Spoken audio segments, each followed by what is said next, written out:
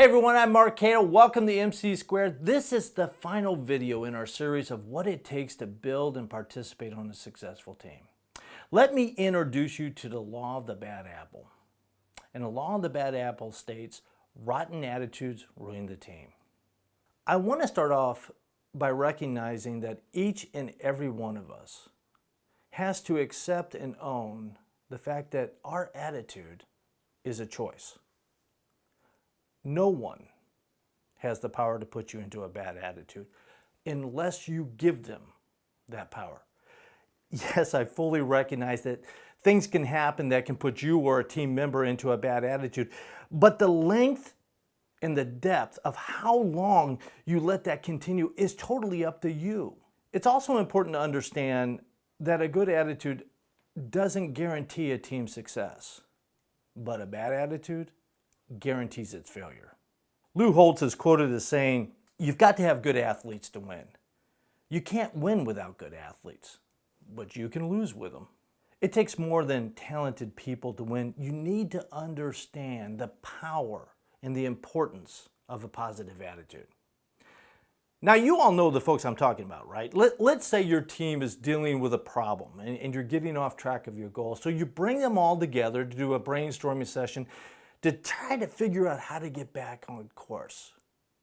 And this is the individual that comes in and does this. He's got this kind of body motion and sitting back. Typically, he showed up late, by the way. And the only thing he contributes to the entire meeting are statements like, "Management is not going to let that happen." Where are you going to find that in the budget? Not like we haven't done that before.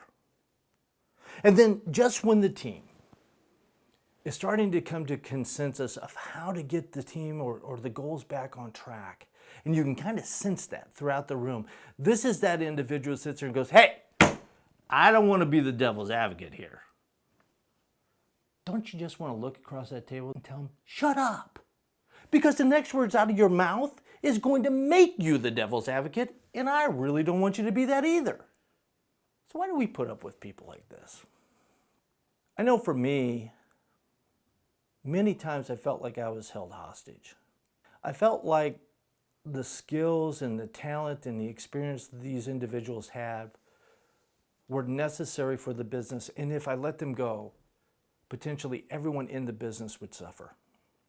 Folks, let me tell you, I have struggled with this issue for several years, but I've learned something that is really common sense and somewhat obvious. Nothing positive will ever truly come from a negative person. Now, some of you out there right now are probably dealing with a similar problem. Let me quickly explain some truths about attitudes and how it affects your team. The first one, attitudes have the power to lift up or tear down a team.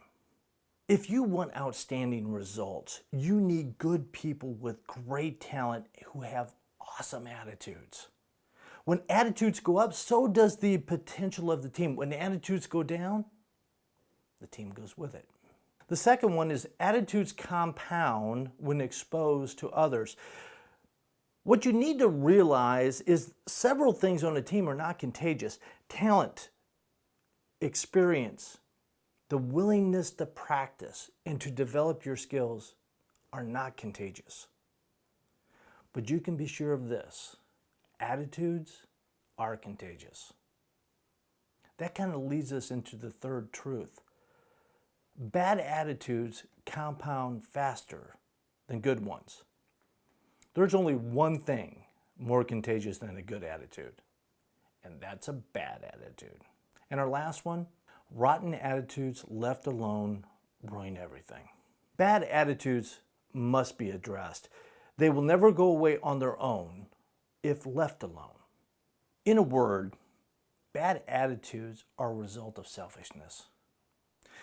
If you have someone on your team who puts other people down, tries to sabotage the teamwork, or makes himself or herself seem more important than the team, you can be absolutely certain you just encountered somebody with a bad attitude.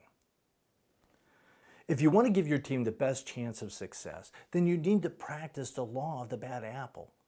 You need to trade your bad apples for good ones. It doesn't matter how talented or experienced they are.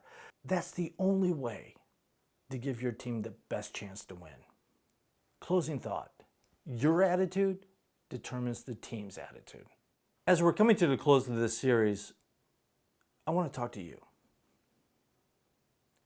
There's nothing I want more than for you to reach your personal and professional success. And success isn't like a bucket that has a limited capacity that only a few can partake. Success is like an ocean. And it's just waiting for you to learn the skills and build the strength to get across those damaging waves hitting the shore and get into that calm water that the horizon looks like it goes forever. But you can't do it alone. Several people will try. They'll work very hard to develop their skills and their strength to battle those waves and to be able to navigate across those rough seas to get in that calm water. But their chances of success are very limited. But if you had a team of people who all want to go to the same place you want to go and are committed to that, when those rough waves are hitting that boat, they're all in there digging their oars and moving forward, getting that team to move forward till you break across that last wave and the boat suddenly calms and seems to move all on its own. Now that's success. And I want to do everything I can to help you achieve it. Thanks for listening, and I'll talk to you soon.